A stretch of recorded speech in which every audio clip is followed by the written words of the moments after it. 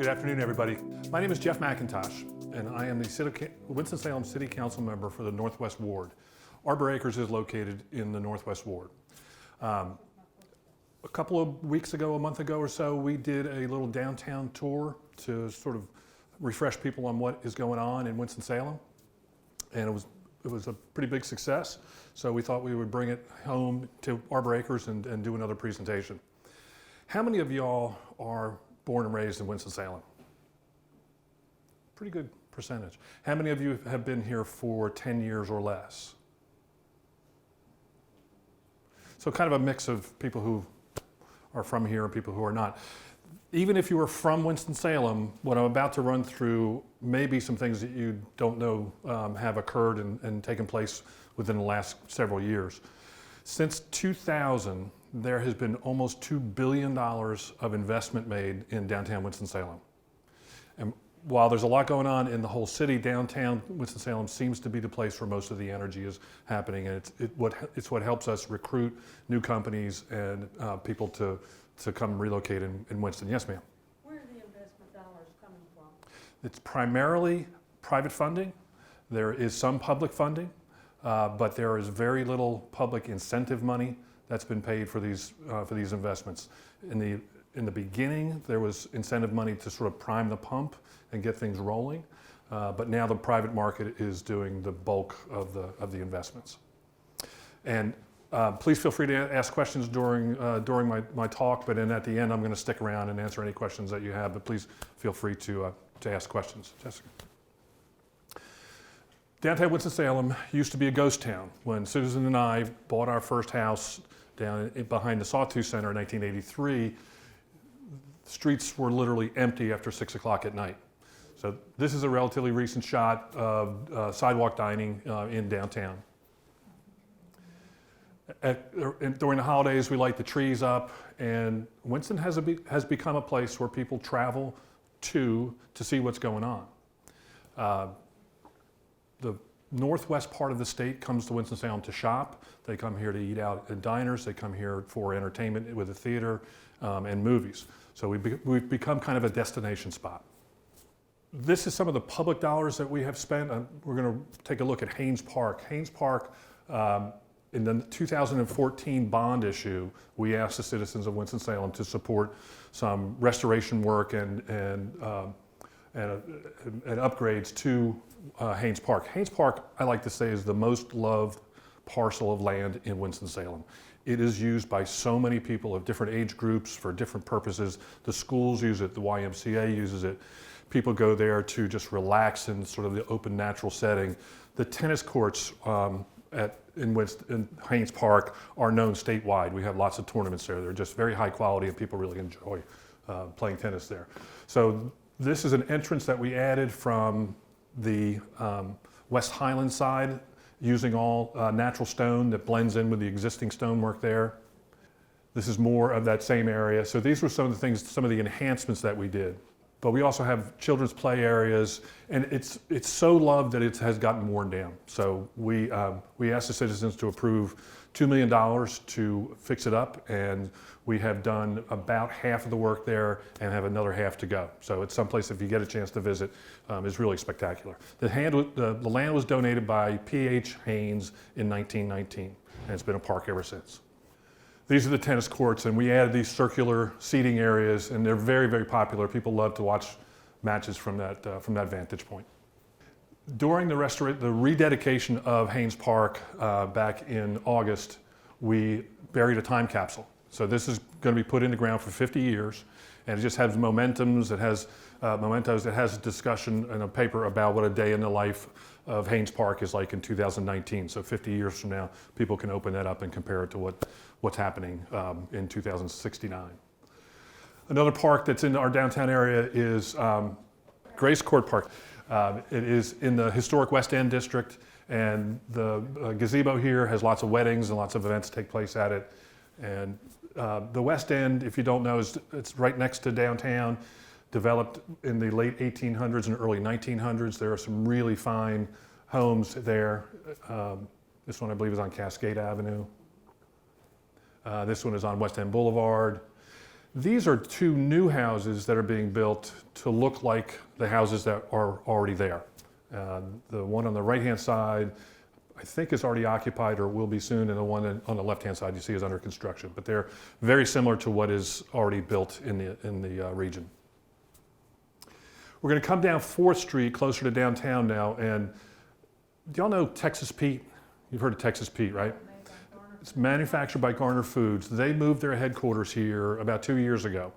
They were out on Indiana Avenue, but they wanted to be part of the downtown sort of ambience and move their headquarters here.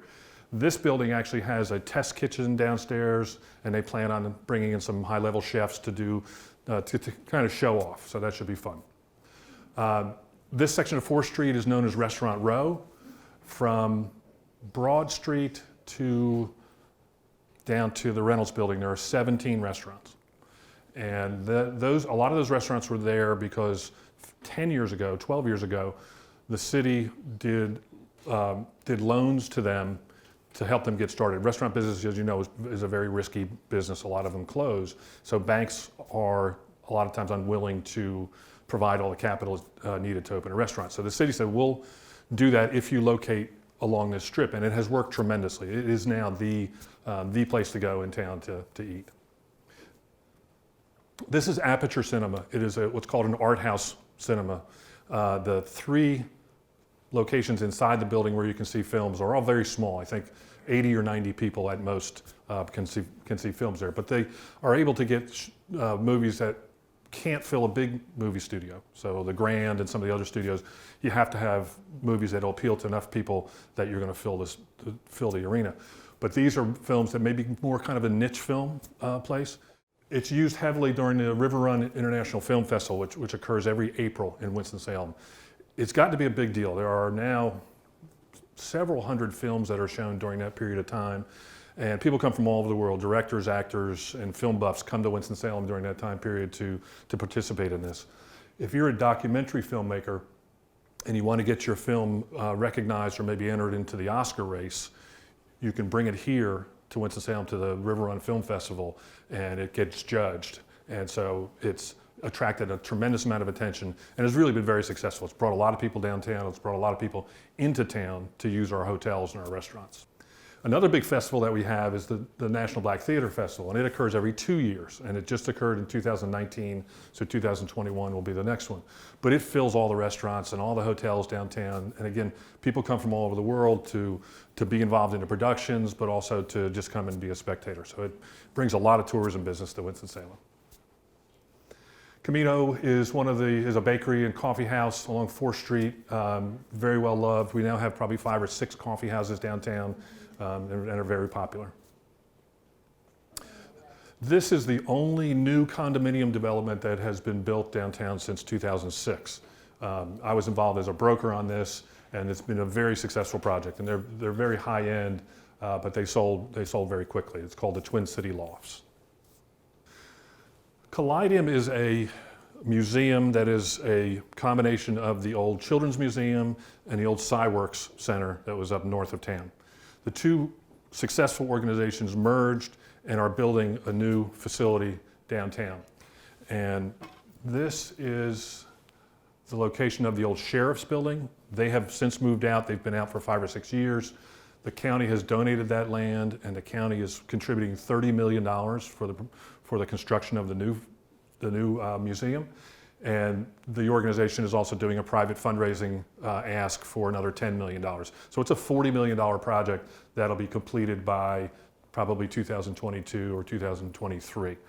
This parcel here is a city park that is mostly just concrete, and we donated that to the group, and it will continue to be a city park, but it will be developed and designed along with this building. In front of the Callidium is Mercial Plaza, or Mercial Park, and it is also in the process of being developed. And this is the tearing down the old bridge that was there, and this is a rendering of what the new park is going to be like. It's a very passive park, intended for people to come and relax, maybe hold some small musical events, things like that. So that's a $3 million project that will be done in about a year and a half. On the other side of that park is the Pepper Building, and the Pepper Building was built in the early 20th century and has been restored and occupied by the Indigo Hotel. And there are Indigo hotels kind of around the country, but this is our very own. It's what's called a boutique hotel. It's a fairly expensive hotel and has a restaurant on the first floor called the Sir Winston. This is at the opening of the restaurant. Now, in the foreground is the second Forsyth County Courthouse. People refer to it as the old courthouse. Behind that is the Reynolds Building. And to the right is the second Wachovia Tower. So this building, the core of it was built in 1896, and you know, go to the next slide. That's what it looked like before it was renovated. So I kind of like that building better, but at the time people made the decision to do away with that. But the center of the building is still there, just been encased in new cladding. Next one. Does that help preserve the building? Not necessarily. It kept it in use. I'm assuming, I wasn't there at the time, but I'm assuming that they had run out of space and they needed to add on. And so that was their way of doing it. Y'all know the Reynolds Building. This is the Reynolds headquarters, built in 1927. It was designed and built by the same architect and construction crews that built the Empire State Building 2 years later. It's often called a scale model of the Empire State Building. Very similar architecture, very similar look. It functioned as RJR's headquarters until about 10 years ago.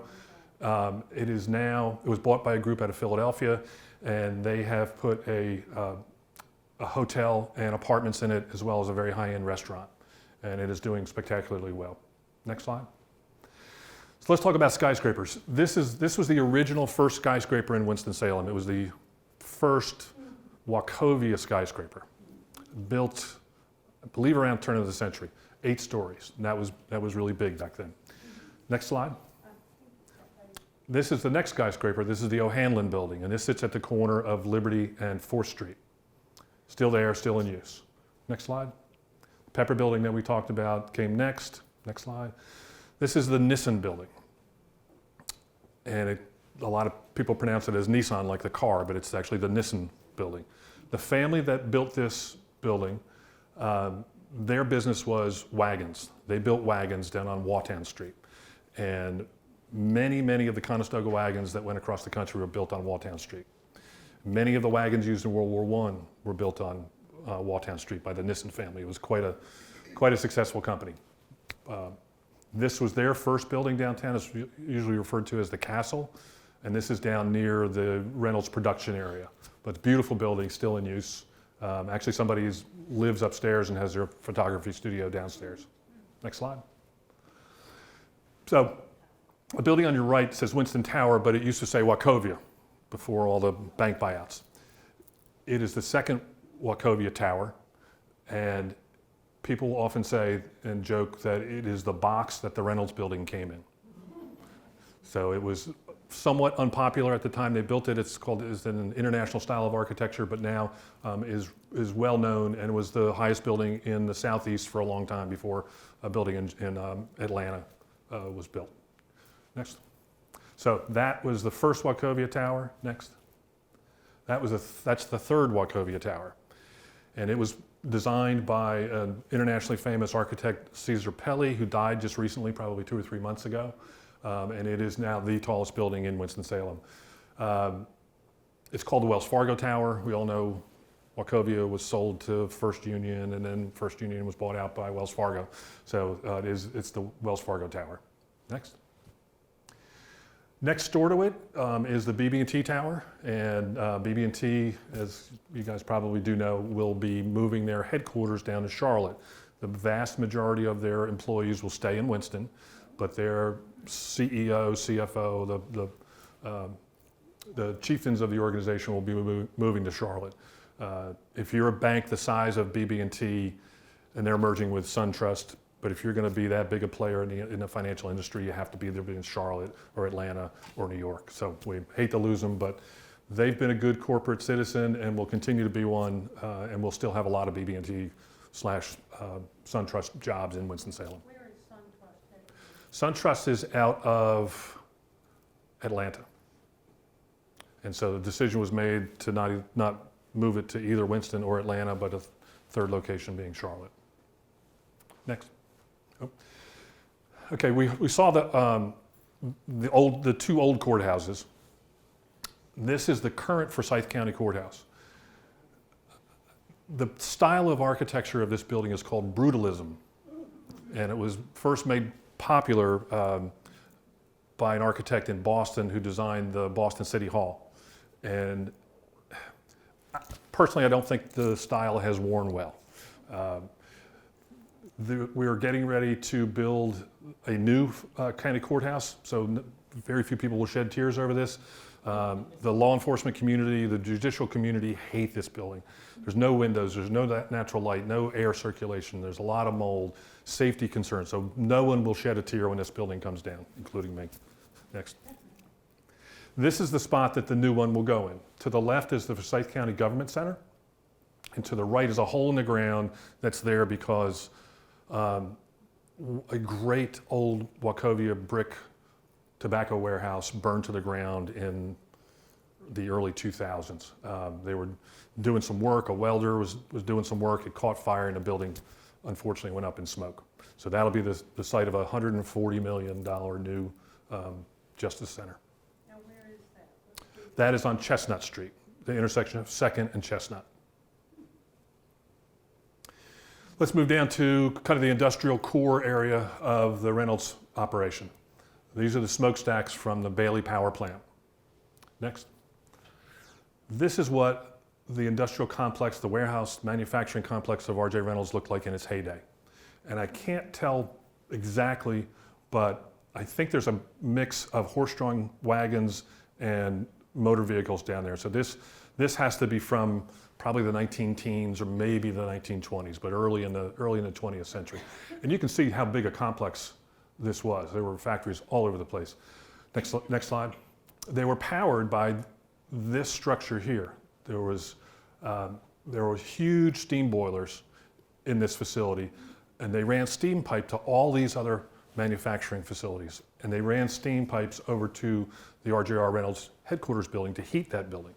But the steam drove turbines, which turned pulleys, which powered the machines that actually made the cigarettes.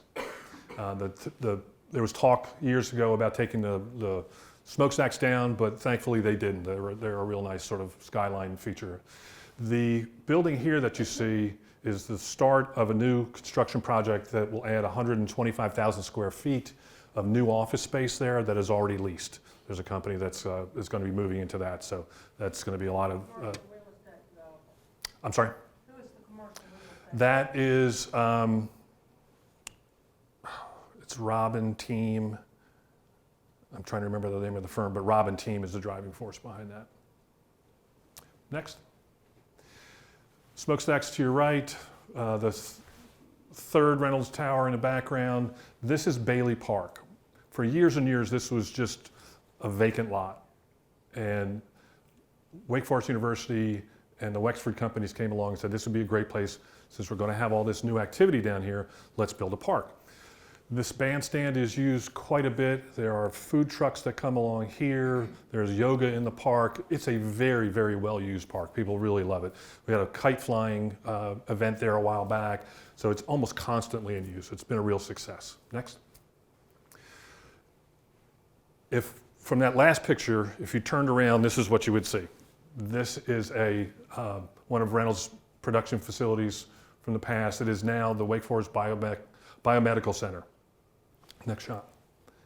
This is the interior of the building. They cut out this center section to create this huge atrium, and they have what are called wet labs up along here. And they're a very specialized manufacturing type of environment, and it allows Wake Forest to bring in scientists, top level scientists from all over the country, and then to do research in this facility. This is an office section of that complex down there. It's called 525 at Vine. Forsyth Tech has classroom facilities in here. The YMCA has a workout center down here. And this is looking at that from a little further away. So these were all sitting unused for a good 15 to 20 years after Reynolds moved their production from here over to Whitaker Park out near Wake Forest, near the university. Next slide. This is right at that same intersection, and it's called the Link at IQ. It's 340 apartment units. They're not even done with the building yet, and they have about 125 of them already leased. So it'll lease up to full capacity in less than 6 months. Let's move a little bit back towards downtown, the other end of downtown. This is on 5th Street. This started life as the Intigon building. Then it became the GMAC building, and then it went vacant for about 7 years. It went dormant. They moved out of there up to North Point. There was talk of tearing it down, but finally Don Flo, who owns several automobile dealerships here and around the state, he bought it and has moved all of his back office operations into it, and has also made several floors available to the entrepreneurial community. There are 4 different entrepreneur groups in there that all mentor and provide seed funding for startups, but also there are 4 spaces in there carved out for Wake Forest, Winston-Salem State, Salem College, and Forsyth Tech. So you have these fairly good-sized universities around that are all scattered around the city. This is a spot for them all to kind of get together and brainstorm. And so far is proving to be very popular. This is at the top of the building looking out. This looks north towards Pilot Mountain, but it's a really fantastic view. It's a terrible shot. Sorry about that. The back side of this windowless building on the back side was the original Indigon company location, cladded over years later, all the windows closed up. Again, not a great place to work, but that is being torn down as we speak, and what will replace it is another apartment complex by the folks that built the one I showed you just a minute ago. This is called 4th Street, the Link at 4th Street, and it's 240 apartment units. This is the backside of Bailey Power Plant. You see the stacks up there? We're going to a wedding event there in a couple of weeks. You'll see here, this is Incendiary Brewing, and there's a wood-fired pizza restaurant here. This has become a really popular event spot. You have a brewery, you have a restaurant right there, you have this open space that's kind of protected, and it's just been really, really popular. Let's talk about breweries. So for a long time, everybody drank Budweiser and Schlitz and the big brewers. The trend now is towards smaller breweries. Winston-Salem has 7 breweries. The Foothills Group is probably the largest and most successful. This is their location on 4th Street. They have a brewing facility on site, but then they also have a site down off of Stratford Road where they bottle and ship beer all over the country. There's also a restaurant in this location. Next slide. This is Fiddlin Fish, and it is in a former tobacco warehouse at the corner of Trade and Martin Luther King. Next. Wise Man Brewery is just across Martin Luther King. Hoots Roller Mill is down off of Northwest Boulevard near the West End. Radar is under construction, and that brew pub will be open in probably 6 months. So I've had people say, don't we have too many breweries? Why do we need another brewery? Well, first of all, it's private dollars that are doing all the investment. The city's not putting any money into any of this. And I did the math, and Winston-Salem has 2.9 breweries for every 100,000 residents. Asheville has 27 breweries for every 100,000 residents. Charlotte has 12 breweries for every 100,000 residents. They're very popular. People like them, and it is a socialization place. People come out to them and they have a beer. They bring their dogs in. They're just really popular, and people do spend a lot of time in them. This is a project, it's a county project that was completed about, I guess, probably 2.5 years ago. It's the Central Library. It is a spectacular building. Once you're inside it, there's so much light, and it's so airy. It's very updated from a technology standpoint. You can use computers, you can do books on I almost said books on tape, but books on CDs or DVDs. It's a spectacular place. It's a good field trip if you have time. This is the Benton Convention Center, or now called the Benton. We spent $20 million to renovate it, and the payback on it has been tremendous. Before we renovated it 3 years ago, It had gotten kind of old, and the downstairs level, which is huge, was basically unusable. It was dark and it was dingy. The money that we spent on this now has folks lining up 3 years in advance to book spaces in here.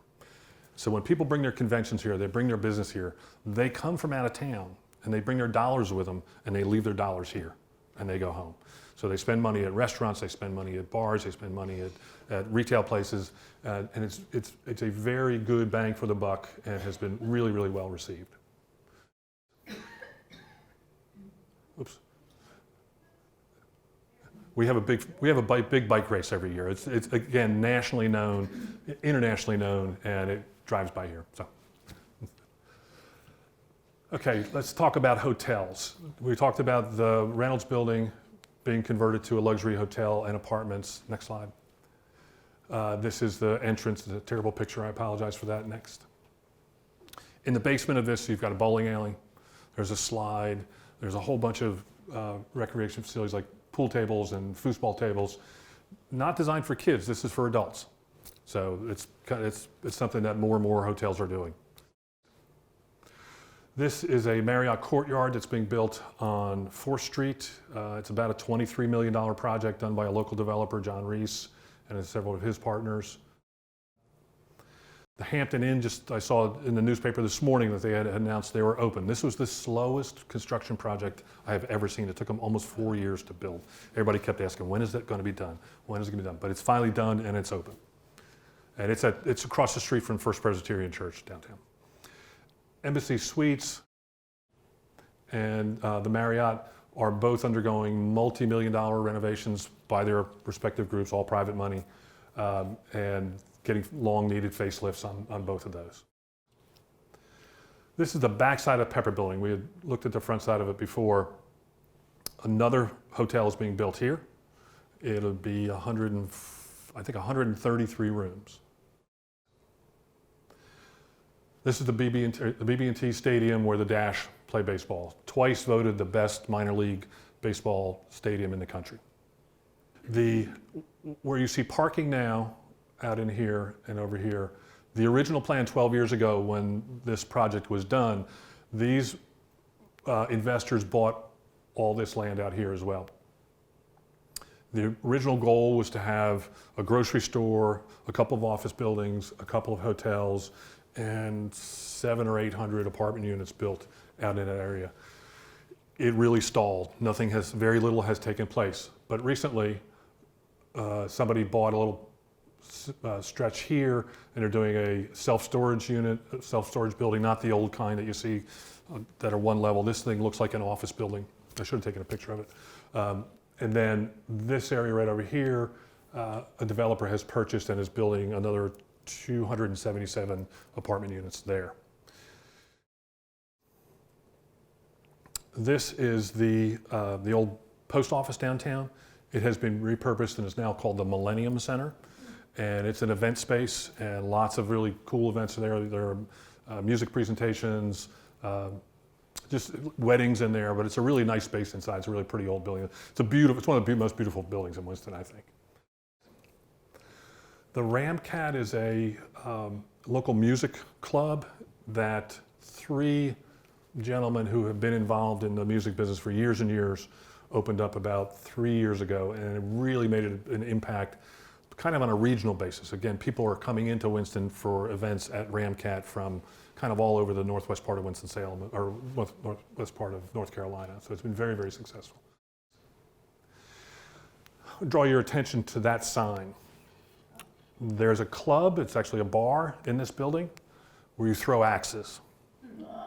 So beer and axe throwing doesn't seem like a good combination, but it's being done kind of all across the country. It's a kind of a fad thing, and somebody here locally has decided to join the club there. Jessica, can I get you to go back a second? Keep going. There. So I've talked a lot about a lot of hotels being added and a lot of apartments being added.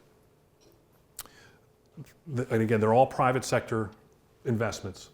The number of hotel rooms that are used has gone up dramatically. All the hotel owners of existing hotels are way beyond what they consider to be full capacity. The new ones, everyone feels like are going to be absorbed pretty easily into the market.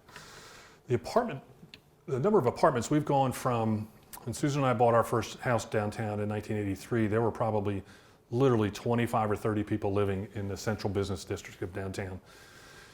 There are now about 3,500, and there are another 2,000 apartment units either under construction or planned to be under construction. I've approached a couple of developers and said, don't you think we're overbuilt? Do you think we're going to be able to absorb these? And their response was that the metric they use is that, and more importantly, the metric their bank uses, their lenders use, is that a healthy downtown, which ours is, should be able to support 5% of your metro area population. And our metro area population is 365,000. So in their minds, we can support 17,000 people living downtown, and we now have about 3,000. So they all think we have a lot of room for growth. All the apartment projects downtown are full. They're all 95 to 97% occupancy. And the new ones that are built are filling up as quickly as they can build them. People want to live downtown again after the 1960s and 70s where everybody wanted out of downtown. Now the fad is to move back downtown, which is encouraging because you already have your utilities and everything in the ground. So it's really good from a city finance standpoint. Okay, next. The biggest project in downtown in the last several years is the closing and rebuilding of Business 40. So Business 40 was built in 1956, and when a tractor trailer hit one of the bridges, state engineers came in and said, these are probably all going to fall down in the next 5 to 10 years if we don't rebuild them. So in November 18th of last year, Business 40 was shut down from here to here, and will probably be, and all these bridges were rebuilt, and there's been a tremendous amount of engineering going here. It's a $200 million project. No, sorry, $100 million project. It's very likely this will be open before February of this year.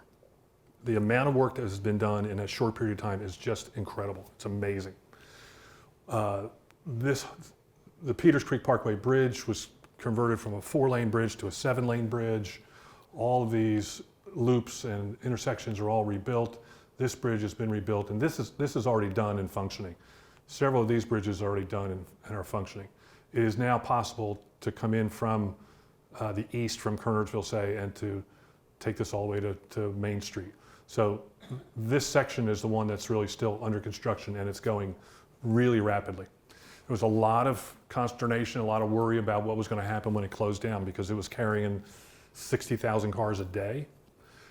And the spillover effects have been really fairly minimal. There's been some impact, and some businesses have suffered some because of people not knowing how to get to the locations. But overall, the impact has been much less worse than what a lot of us had anticipated. Next. This is a section that looks from Cherry Street east towards 52. Next. This is the same stretch a little closer towards 52. Next. Again, looking from the west to the east. Next. I'm just going to run through a couple of amenities that have been added to the downtown area recently. This is called Art Park, and all privately funded. It's about a $4 million park, no, $2 million park. The building next to it that was built was a $4 million building. These are meant to represent smokestacks, and on the hour, they emit a mist of water, a cloud of water. Incredibly popular, very well used. Liberty Street has really been the last street to redevelop downtown.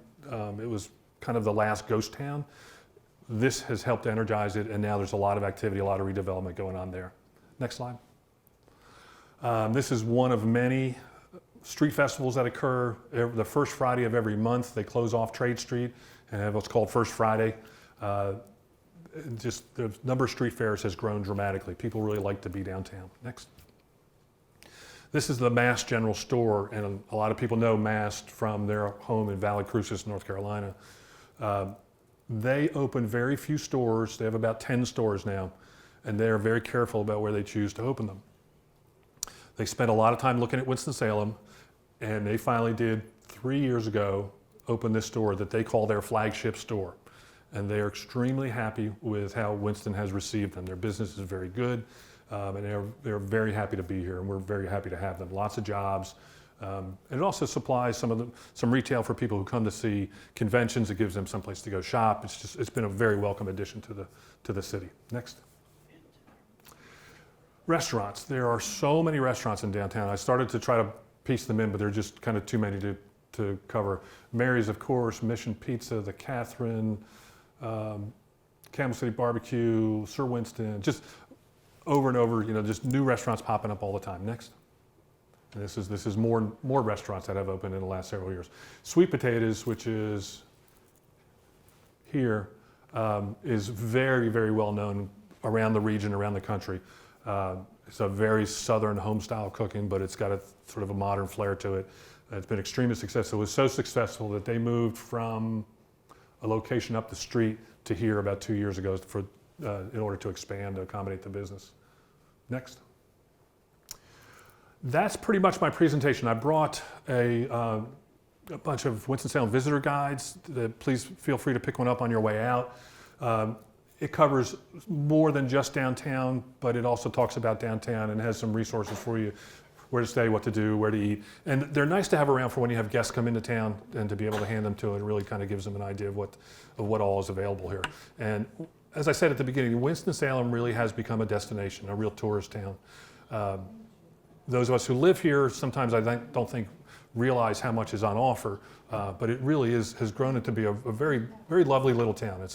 We have a population of 245,000, so we're what's called a mid-sized city, a mid-tier city. We don't have the traffic of Charlotte, but we have a lot of the entertainment value of Charlotte. We don't have the traffic of Raleigh, but we have a lot of the cultural things that are going on in Raleigh. So I think Winston is positioned in a good spot going forward. Oh, one last thing. Next.